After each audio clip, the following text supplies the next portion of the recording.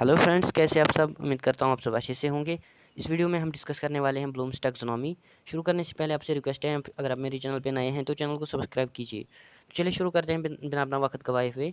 तो जो blooms taxonomy है, ये ब्लूम की जो पहली एडिटर बुक थी उसने लिखी है। तो इसका नाम है टैक्सोनॉमी ऑफ एजुकेशनल ऑब्जेक्टिव्स। तो अगर हम टैक्सोनॉमी की मीनिंग की बात करेंगे, इसमें हम एक 3 सेट ऑफ हायरार्किकल मॉडल्स की बात करते हैं, जिसमें हम क्लासिफिकेशन करते हैं जो भी हमारे एजुकेशनल लर्निंग ऑब्जेक्टिव्स होते हैं उनको, ताकि हम एक specific complex and specific results तक यानी लर्निंग आउटकम्स तक पहुंच सके। तो हमने क्या सीखा, हमने सीखा कि इसमें हम क्लासीफाई करते हैं of learning and educational instructional objectives या आउटकम्स। मेनली जो ब्लूम्स टैक्सोनॉमी है वो 3 डोमेन्स पे बेस्ड है, आपको पता ही होगा। पहला वन है कॉग्निटिव, दूसरा है अफेक्टिव एंड तीसरा है साइकोमोटर डोमेन। पहला हम जानेंगे कॉग्निटिव डोमेन होता क्या है। जो कॉग्निटिव डोमेन होता है, ये वो डोमेन होता है जिसमें एजुकेशनल ऑब्जेक्टिव्स इंक्लूड होंगे। क्या होंगे इंक्लूड? एजुकेशनल ऑब्जेक्टिव्स, जो कि मेनली कंसर्न करेंगे किससे? नॉलेज से, रिकॉग्निशन से एंड रिकॉल से, जो कि केटर करेंगे development of intellectual abilities and skills among the individuals. तो ये कॉग्निटिव डोमेन की बात हुई। अब बढ़ते हैं हम नेक्स्ट डोमेन, अफेक्टिव डोमेन। ये वो डोमेन होता है जिसमें एजुकेशनल ऑब्जेक्टिव्स इंक्लूड होते हैं जो कि रिलेट करते हैं domains of interests, attitudes, values, जो कि एक चेंज लाते हैं, मतलब एक पर्टिकुलर इंडिविजुअल में, यानी जिससे एक इंडिविजुअल को, मतलब जो कि एक इंडिविजुअल ब्रिंग करता है एक चेंज, तो वो किसकी मदद से करता है? अफेक्टिव डोमेन से। तो अगर हम इसकी ऑब्जेक्टिव्स की वीकनेस की बात करेंगे, दे कैन नॉट बी, ये मतलब एक ही जगह हम, मतलब वो एक ही जगह, उसको हम एक ही जगह टर्मिनेट यानी टर्मिनल बिहेवियर में नहीं देख सकते, because they are related with inner feelings and emotions. यानी जो अफेक्टिव डोमेन्स होते हैं वो रिलेटेड होते हैं एक इंडिविजुअल के फीलिंग्स एंड इमोशंस के साथ, जो कि इनर फीलिंग्स होती हैं। और उसके बाद अगर हम कोग्निटिव डोमेन या साइकोमोटर डोमेन की बात करेंगे, इसमें ये जो डोमेन है ये हेल्प करता है development of skills among the individual, उसके साथ साथ ट्रेनिंग ऑफ फिजिकल एक्टिविटीज़ इसका मेन ऑब्जेक्टिव होता है। तो ये सिम्पसन ने, जो कि एजुकेशनल मतलब जो कि उस ब्लूम ने मतलब एक कमेटी बनाई थी एजुकेटर्स में, जिसमें सिम्पसन और भी कोई शामिल था। तो आगे देखेंगे हम ब्लूम्स टैक्सोनॉमी में हम क्लासिफिकेशन देते हैं, जैसे कि मैंने बोला, लर्निंग ऑब्जेक्टिव्स, एजुकेशनल और इंस्ट्रक्शनल ऑब्जेक्टिव्स को into the cognitive, affective and cognitive domain यानी साइकोमोटर डोमेन, बिकॉज ये डायरेक्टली रिलेट करता है प्रॉब्लम ऑफ करिकुलम, जिससे हम, मतलब जो भी करिकुलम में प्रॉब्लम होगी, या अगर हम कहेंगे इसका प्राइमरी फोकस होता है कि जो मोस्टली ट्रेडिशन एजुकेशन होता है उस पर, तो ये यूज़ उसमें ज़्यादातर मेनली उसमें यूज़ किया जाता है। तो एंड ये इसके अलावा ये यूज़ होता है structure curriculum, learning objectives and assessment of activities के लिए।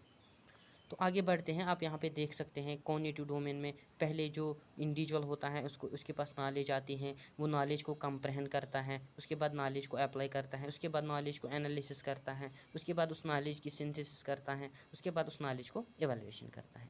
इसी तरह जैसे कि मैंने बोला अफेक्टिव डोमेन में क्या करता है एक इंडिविजुअल, वो पहले रिसीव करता है जो भी स्किल्स, या जैसे कि मैंने बोला जो भी उसके ऑब्जेक्टिव्स, एजुकेशनल ऑब्जेक्टिव्स हो गए, जो भी उसके मतलब डोमेन ऑफ इंटरेस्ट्स के रिलेटेड हो गए, एटीट्यूड्स के रिलेटेड हो गए, उनको वो पहले रिसीव करता है, उसके बाद रेस्पॉन्ड करता है, उसके बाद उनमें वैल्यूइंग लाती हैं, उसके बाद उन पे कंसेप्चुअलाइजेशन करता है, उसके बाद वो ऑर्गेनाइज करता है उनको, और फिर कैरेक्टराइजेशन ऑफ वैल्यू सिस्टम वो करता है। तो चले अब बात करते हैं हम कॉग्निटिव डोमेन की। तो कॉग्निटिव डोमेन में जैसे कि मैंने बोला आपको कि कॉग्निटिव डोमेन में ये हेल्प करता है development of skills and training of physical activities, इसका मेन ऑब्जेक्टिव होता है। तो पहले ही अगर हम बात करेंगे, इम्पल्शन आता है इसमें, इंडिविजुअल इम्पल्शन करता है, उसके बाद मैनिपुलेट करता है, उसके बाद उस मतलब स्किल के अकॉर्डिंग अपने आप को कंट्रोल करता है, कोऑर्डिनेट करता है, और उसी के साथ उसमें एक नेचुरलाइजेशन आती है, नेचुरलाइजेशन के बाद उसमें एक हैबिट फॉर्मेशन होता है।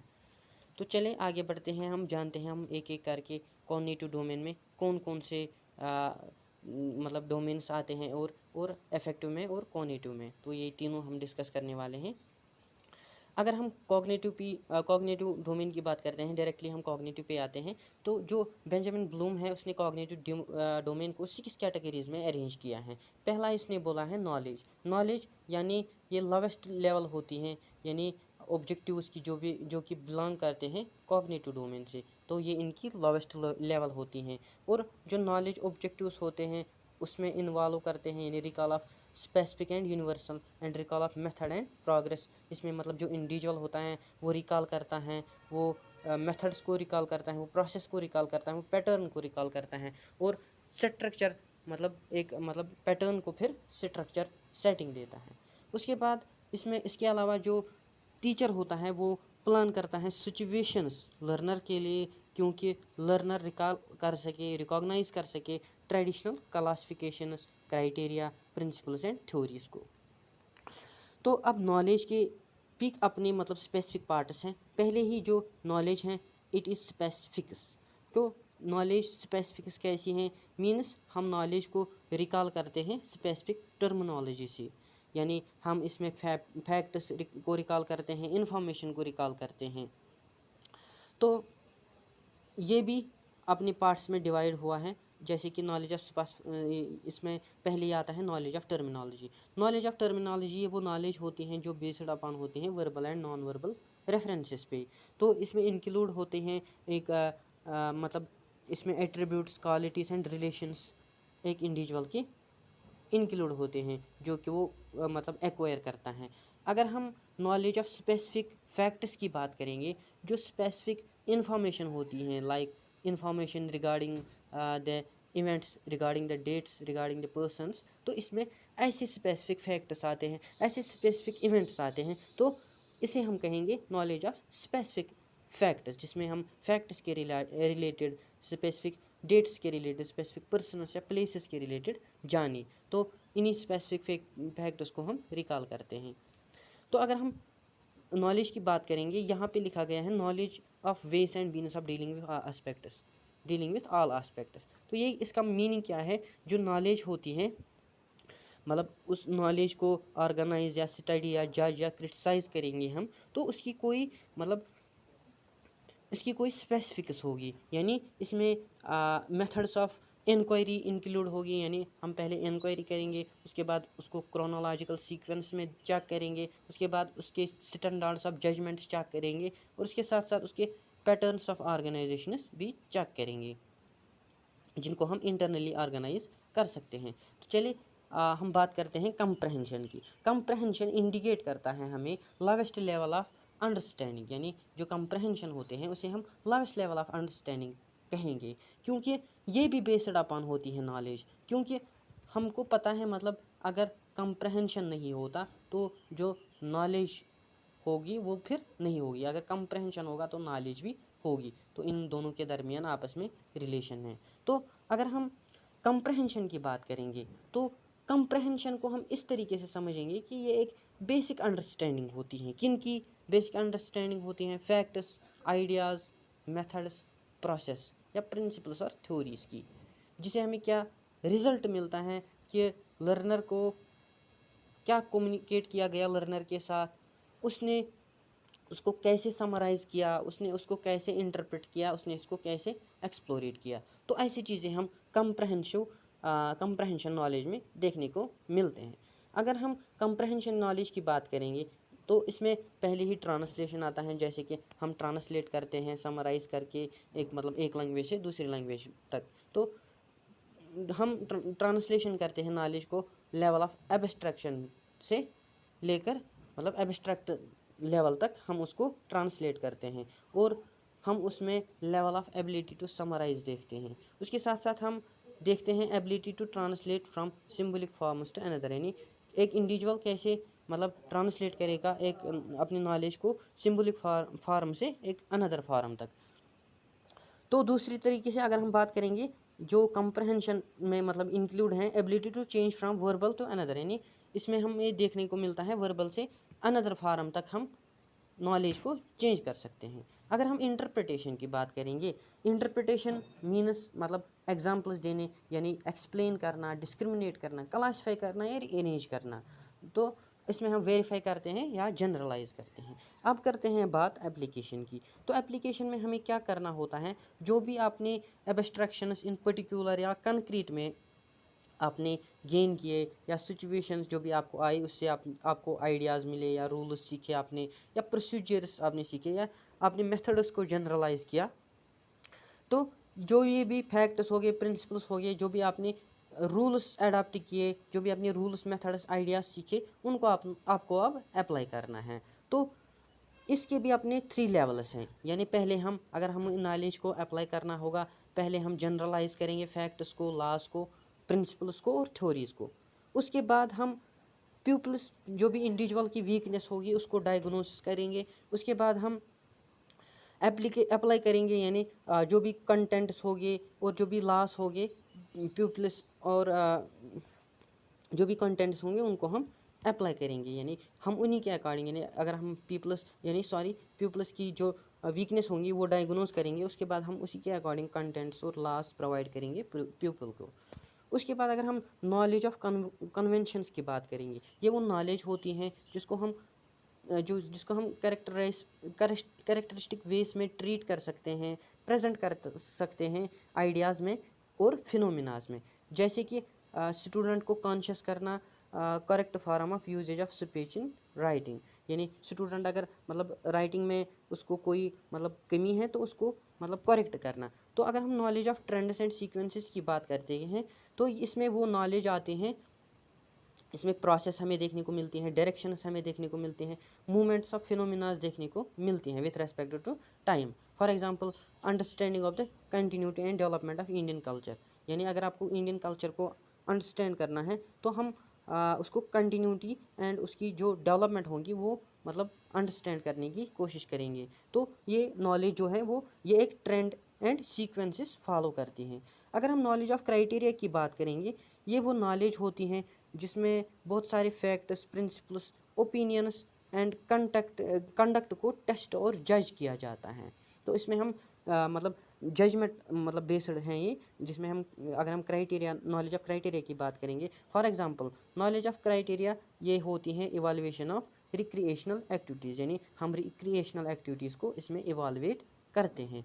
तो आगे बढ़ते हैं हम एनालिसिस जो है, इस एनालिसिस हम ऐसे करते हैं कि हम मतलब कम्युनिकेशन को कॉन्स्टिट्यूएंट यानी स्मॉल एलिमेंट्स में ब्रेक डाउन करते हैं, ताकि हम एक मतलब रिलेशन जान सके, हम रिलेशन को एक्सप्रेस कर सके कि असल में जब हम डिवाइड करेंगे पार्ट्स में अपनी इंफॉर्मेशन को, तो उसके बाद हम उसको मतलब अच्छे से एक्सप्रेस कर सकते हैं। अगर हम सिंथेसिस की बात करते हैं, तो इसमें सारे एलिमेंट्स को टुगेदर करके मतलब एक साथ जमा करके होल में मतलब देखा जाता है। अगर हम इवैल्यूएशन की बात करते हैं, इवैल्यूएशन में हम मतलब जजमेंट्स को या वैल्यूज़ या मेथड्स पे ज़्यादा फोकस होते हैं, जो कि एक पर्पस के लिए गिवन होते हैं।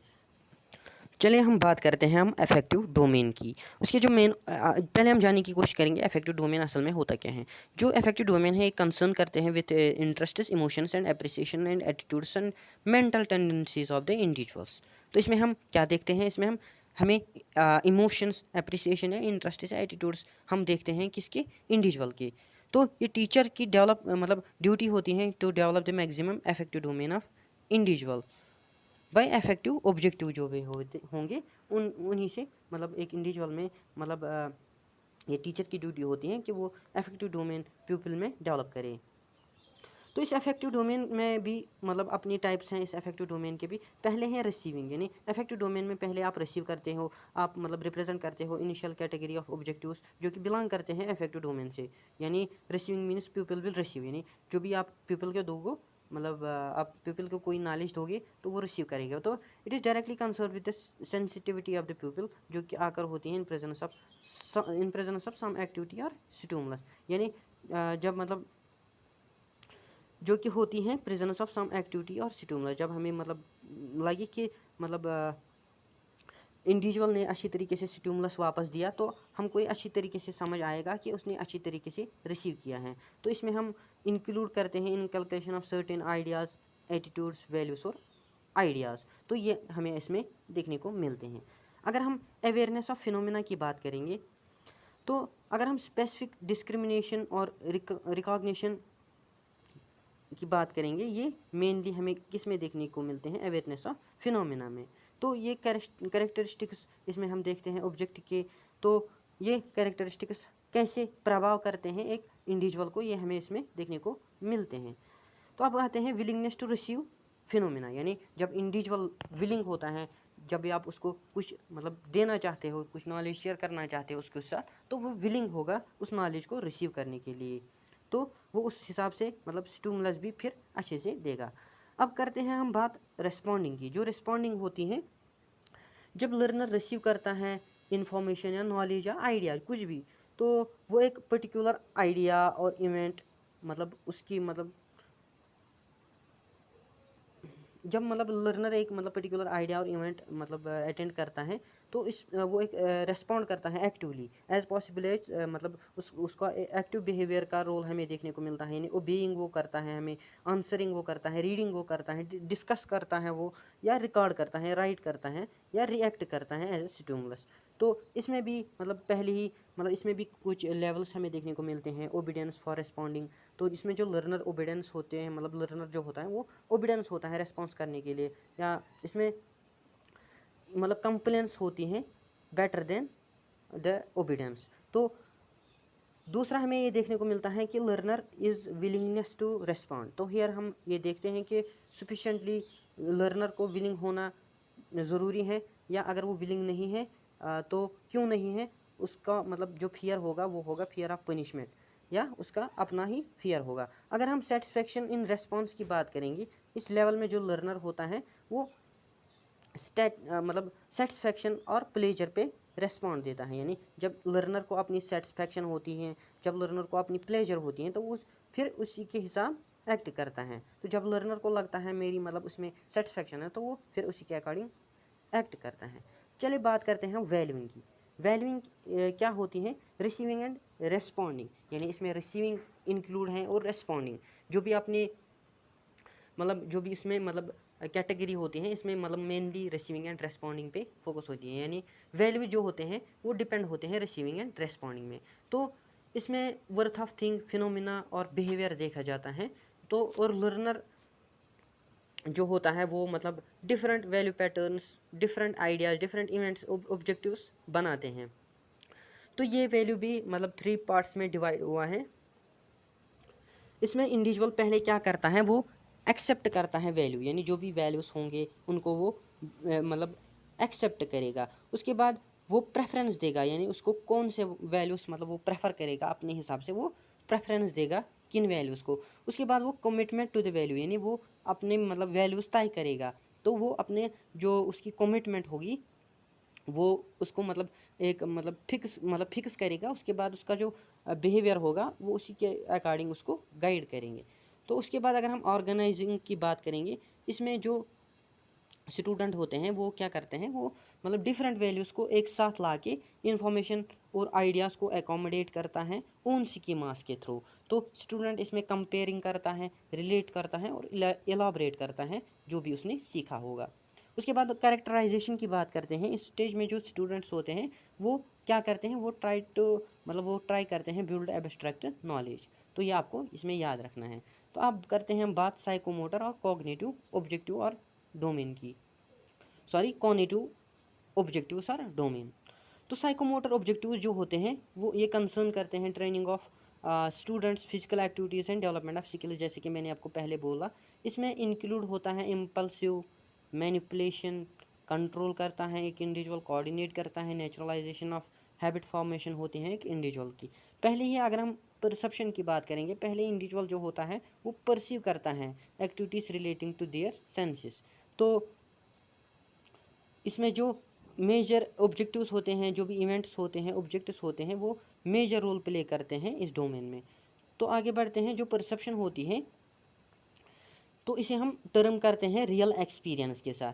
तो इसके अपने लेवल्स होते हैं, यानी डिस्क्रिप्टिव, कंडीशन और ट्रांजिशन पीरियड, इंटरप्रिटेटिव लेवल। उसी के साथ साथ अगर हम the presence of interest and inspiration की बात करेंगे अमंग द स्टूडेंट्स, तो ये एक प्रीरिक्विजिट परसेप्शन होती हैं without the interest and aspiration. तो इस हिसाब में जो स्टूडेंट होता है वो एबल नहीं कर पाता, वो अंडरस्टैंड नहीं कर पाता और वो मीनिंग नहीं दे पाता एक ऑब्जेक्ट और इवेंट को। तो अगर हम सेट की बात करेंगे तो सेट में इनिशियल एडजस्टमेंट हमें देखने को मिलती हैं जो कि आकर होती हैं some specific activities and experience के बाद। इसके भी अपने लेवल्स हैं, mental level, physical level and emotional level. तो अगर हम गाइडेड रेस्पॉन्सेस की बात करेंगे, जो गाइडेड रेस्पॉन्सेस हैं ये टॉक मतलब ये बोलता है regarding the development of practical skills. जो भी प्रैक्टिकल स्किल्स होंगे तो ये एक इनिशियल स्टेज हमें देखने को मिलता है गाइडेड रेस्पॉन्स जिसे हम कहते हैं। तो ये एक एक्सटर्नल बिहेवियर हमें देखने को मिलता है एक पर्सन में under the guidance of another person. तो इसमें हम एबिलिटीज़ होगी, जो इसमें जो भी एबिलिटीज़ होगी relating to the complex skills and जो भी गाइडेड पर्सनस होंगे, इसमें जो इंस्ट्रक्शंस होंगे वो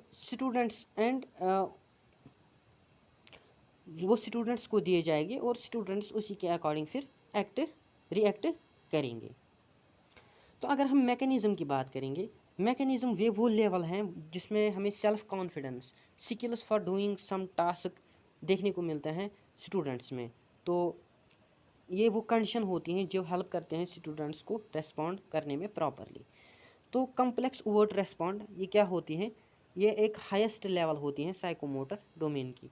तो complex overt respond is a highest level of psychomotor domain. इस स्टेज में जो स्टूडेंट होता है वो एक्वायर करता है मच एफिशिएंसी एंड स्किल को, जो कि एकम्प्लिश करता है most complex task with energy and time के साथ। आगे बढ़ते हैं एडेप्टेशन या मतलब skills are well developed and individual जो होता है वो मॉडिफाई करता है एक मूवमेंट को अपने पैटर्न्स के साथ फिट होने के लिए एक स्पेशल रिक्वायरमेंट्स में।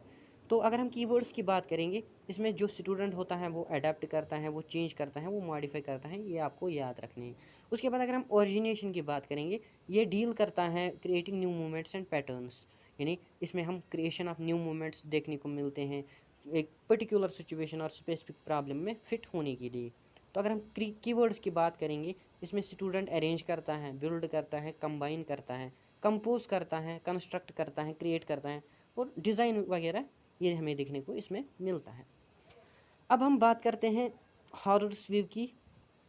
हारोस क्या कहते हैं, वो कहते हैं कि जो सिम्पसन की जो क्लासिफिकेशन ऑफ साइकोमोटर एक्टिविटीज़ हैं उसको मॉडिफाई किया हारो ने 1972 में। इसके जो मेजर कैटेगरीज हैं और इसके जो मेजर ऑब्जेक्टिव्स हैं वो हारो ने दिए हैं नीचे। पहले इसने बोला है परसेप्शन, पहले बोला है इसने इंडिविजुअल जो भी लर्नर होगा वो परसीव करेगा, वो अवेयर होगा regarding the actions, objectives and qualities, ये उनके रिगार्डिंग वो एक्टिव होगा। तो इस सेंस में वो प्रिपरेटरी एडजस्टमेंट मेंटली, चाहे वो मेंटली एडजस्टमेंट हो, फिजिकली हो, इमोशनली हो, उसको मतलब सिचुएशन को परसीव करके अपने आप को एडजस्ट करने की कोशिश करेगा। उसके बाद इमिटेशन ये वो एबिलिटी होती हैं जहाँ पे जो लर्नर होता है वो परफॉर्म करता है, एक्ट करता है according to the given instruction, जो भी उसको दिए गए होंगे वो उन्हीं के अकॉर्डिंग परफॉर्म करता है। मगर जो भी परफॉर्म करता है वो एक्टिविटीज़ वो इम्पल्सिव और इम्परफेक्ट होती हैं, यानी उसने वो इमिटेट किए होते हैं अदर्स से। अगर मैनिपुलेशन की बात करेंगे, जो मैनिपुलेशन है इसमें जो लर्नर होता है वो एबल मतलब होता है परफॉर्म एक्ट करने के लिए एक गिवन इंस्ट्रक्शन जो भी उसको दिए गए हैं, ऑब्जर्वेशन करने के लिए, इमिटेशन करने के लिए। और इसमें अगर हम एग्जाम्पल की बात करेंगे उसमें वो फॉलो करता है, डायरेक्शन देता है, परफॉर्म करता है एक्शंस और प्रैक्टिस करता है एक्शंस। उसके बाद अगर हम परसेप्शन की बात करेंगे, जो परसेप्शन होता है ये एक ऐसी एबिलिटी होती है लर्नर की जो कि प्रैक्टिस और परफॉर्म करता है कंपोनेंट्स ऑफ कम्प्लेक्स टास्क, जिसमें एरर्स को कम किया जाता है, जिसमें जो एक्शंस होते हैं वो रिप्रोड्यूस होते हैं कंट्रोल के साथ, एक्यूरेसी के साथ और एग्जैक्टनेस के साथ। उसी के साथ आर्टिकुलेशन एक ऐसी एबिलिटी होती है लर्नर की जो कि कोऑर्डिनेट यानी जोड़ती है सीरीज ऑफ फैक्ट्स, जिसमें लर्नर होता है वो एस्टेब्लिश करता है सीक्वेंस एंड हार्मनी, यानी वो परफॉर्म करना चाहता है एक्यूरेसी के साथ, कंट्रोल के साथ, स्पीड के साथ और टाइम के साथ। अगर हम नेचुरलाइजेशन की बात करेंगे, नेचुरलाइजेशन वो एबिलिटी होती है लर्नर्स की जो कि लर्नर परफॉर्म करता है ऑटोमेटिकली और स्पॉन्टेनियसली। तो ये परफॉर्मेंस जो होती हैं ये उसकी रूटीन्स यानी उसकी रूटीन बनती हैं और ये नेचुरल होती हैं और ये स्मूथ होती हैं। आई होप आपको ये वीडियो अच्छा लगा होगा। वीडियो अच्छा लगा वीडियो को लाइक कीजिए, शेयर कीजिए। मिलते हैं अगले वीडियो में, तब तक के लिए खुद